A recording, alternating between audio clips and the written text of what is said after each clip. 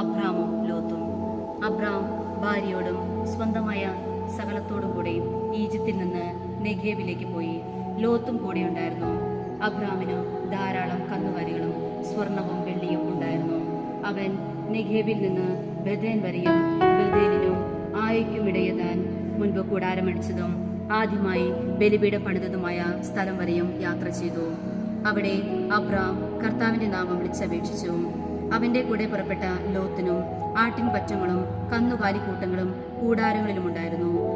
അവർക്ക് ഒന്നിച്ചു താമസിക്കാൻ ആ ദേശം മതിയായില്ല, കാരണം അവർക്ക് വളരെയേറെ സമ്പത്തുണ്ടായിരുന്നു. ഒന്നിച്ചു പാർക്കുക വയ്യാതെയായി. അബ്രാമിന്റെയും ലോത്തിന്റെയും കന്നുകാലികളെ മേയ്ക്കുന്നവൻ തമ്മിൽ കലഹമുണ്ടായി.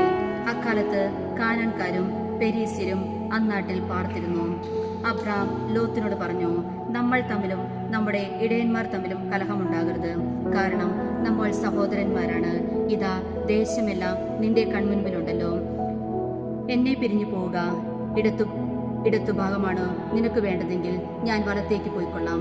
വലത്തുഭാഗമാണ് നിനക്ക് ഇഷ്ടമെങ്കിൽ ഞാൻ ഇടത്തേക്ക് പോയിക്കൊള്ളാം. ജോർദാൻ സമതലം മുഴുവൻ ജലപുഷ്ടിയുള്ള ഭൂമിയാണെന്ന് ലോത്ത് കണ്ടു. അത് കർത്താവിന്റെ തോട്ടം പോലെയും സോവാറിന്റെ നേരെയുള്ള ഈജിപ്തിലെ മണ്ണ് പോലെയുമായിരുന്നു.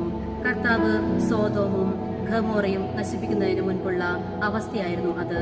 ലോത്ത് ജോർദാൻ സമതലം തിരഞ്ഞെടുത്തു. അവൻ കിഴക്കോട്ട് യാത്ര തിരിച്ചു. അങ്ങനെ അവർ തമ്മിൽ പിരിഞ്ഞു. അബ്രാം കാനാൻ ദേശത്തേക്ക് താമസമാക്കി. ലോത്ത് സമതലത്തിലെ നഗരങ്ങളിലും വസിച്ചു. അവൻ സോമോത്തിനടുത്ത് കൂടാരമടിച്ചു.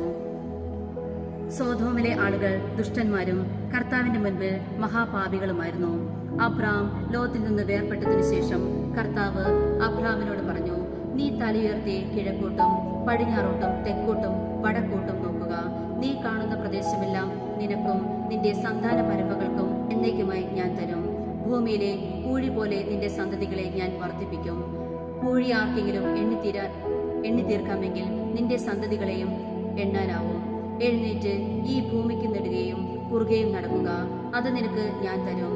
അബ്രാം തന്റെ കൂടാരം മാറ്റി ഹെബ്രോണിലുള്ള മാമ്രയുടെ ഓക്കുമരങ്ങൾക്ക് സമീപം താമസമാക്കി. അവിടെ അവൻ കർത്താവിന് ഒരു ബലിപീഠം നിർമ്മിച്ചു.